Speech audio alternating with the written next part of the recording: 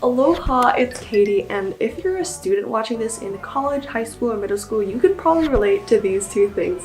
Number one, you probably have a lot of work to do and you're procrastinating like I am because it's 1:30 a.m. and I still have to finish my math homework, my CS homework, and number two, you're looking for a way to get fit quick because you know that school and academics takes up a lot of your time, but you still want to look and feel good. So lucky for you, like the lazy person I am, I found ways where you can easily stay fit. Before we start this video, I also want to make a disclaimer that this video is sponsored by Victoria's Secret Pink. What? Honestly, when they asked me, I just didn't believe it. This is the first sponsored video I've done in a year.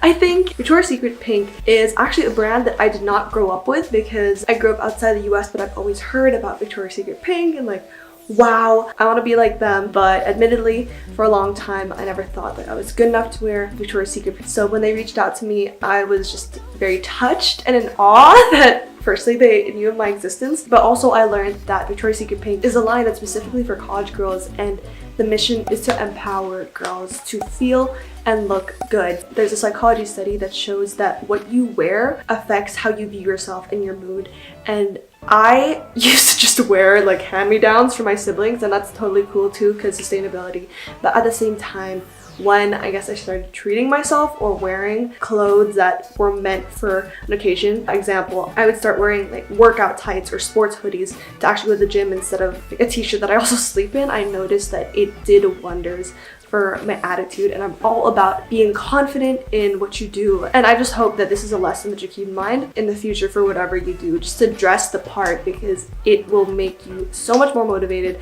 And I have felt that when I've been going to the gym in Victoria's Secret Pink or when I've been using their lounge to just treat myself after a long day of college. It's very versatile and functional. Like I've gotten a lot of compliments for my leggings actually from my friends because some of them are supposed to make like your back really flattering. Don't even get me started on how amazing the bras are. Now, I don't normally talk about like innerwear or lingerie because I'm pretty conservative on my channel, but let me just tell you that it's the first time I ever tried Victoria's Secret Pink bras and I just felt like boss, whatever. Also, they have really solid college accessories like backpacks, which have so many zippers. This one especially is a campus backpack made for college students. The only thing is I admittedly don't use cheetah print. I'm gonna shut up now, but if you want to check out any of these products or their line, I will link it down below. I highly encourage you to check it out. And of course, to keep it real, thank you for this opportunity to be recognized by brands that I never thought I would work with, but here I am. So thank you for your support, and let us now get into how to stay fit and lose weight while you're in college.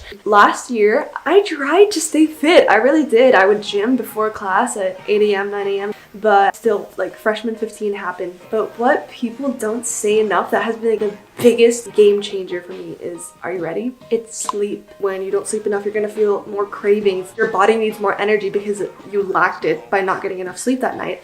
And at the same time, your body decreases another hormone called leptin, and it is a satisfaction hormone. So number one, you will crave more junk food, more fatty foods, because those give you quick energy, and at the same time you're not going to be satisfied by those foods, so you're just going to keep binge eating. Why does this matter? It matters because you've heard it. Prevention can be better than the cure. People try to lose weight by burning fat, burning the food or calories that they just ate. But what if you stopped yourself from even getting to that point where you had to burn the fat? You just stop so you don't have to work out after to burn it off. And when I made that realization, it just changed my life because as college students, we thrive on caffeine, energy drinks, and all these other sources for energy when we have the best natural source, and that is sleep. Consumer culture just tries to sell you a lot of products so you can buy and add to your lifestyle, but what we are missing is the fact that sometimes subtracting things helps us get to our goal. It's about how you can do more with less.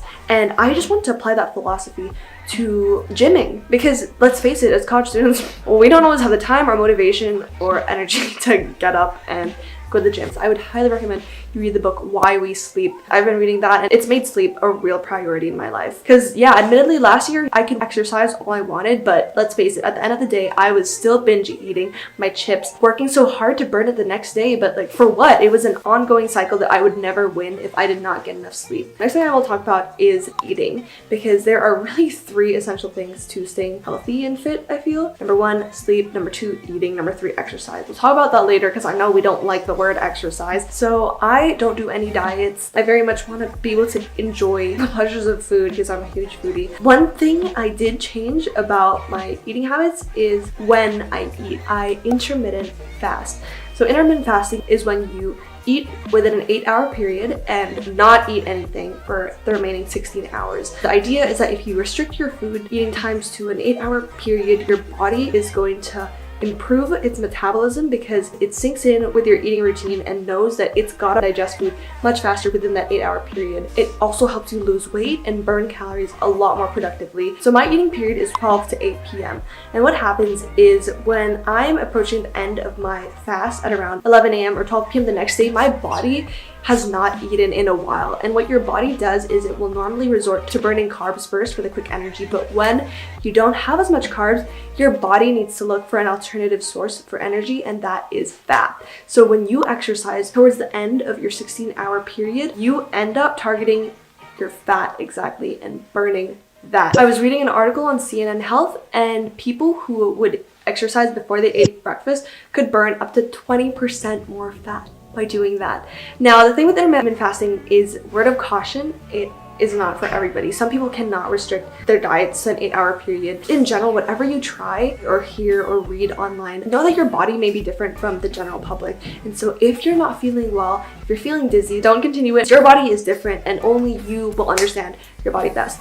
Another thing is, I know 16 to 8-hour ratio is pretty difficult to maintain, and I'm not gonna lie, I'm not perfect on it. If you still follow this fasting period 5-6 days out of 7 days in a week, you will still reap so much more advantages compared to if you just didn't follow it every day. So in a way, like, you can store up your brownie points for 6 days by following the fast, and then on the last day you have leeway to, I don't know, treat yourself a bit because you've been doing great for the previous rest of the week. If you're thinking of trying this, I would ease into it slowly. So when I was struggling to cut it down to the 8-hour period, I would expand it to like 9 or 10 hours first. And I think for girls, you can do 14 to 10 or 15 to 9. It's harder in the morning to battle, but I just drink a lot of water and try to suppress like the hunger because I realize it's not really hunger. I mean, you have to be the judge of that, but if my stomach is rumbling a lot, then I will just eat.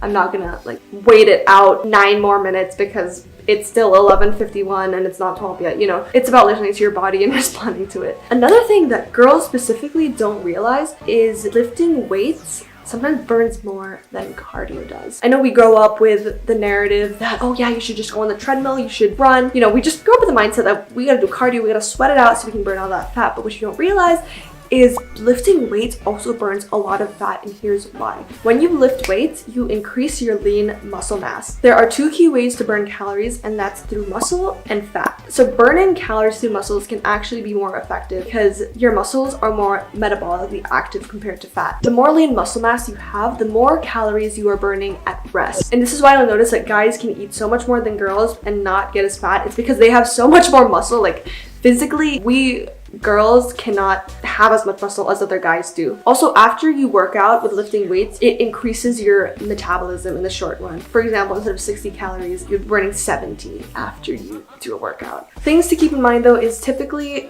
you should lift weights after you've eaten. For me, I try to do my cardio and my fat burning before I eat. If I'm trying to gain muscle, I will do it after I eat so I have more energy and won't like collapse or faint. You gotta eat a lot of protein to repair your muscles. Just always be drinking water. And remember, it's good to push yourself so that you grow, but do not overextend yourself because that's when you might get injured. You might create long-term negative health benefits. I hope you guys found it helpful because these were such game changers to me. And ever since, I've been feeling so much healthier. I feel like I maintain my body much better by following this. And again, I just feel so much more confident and happy with myself.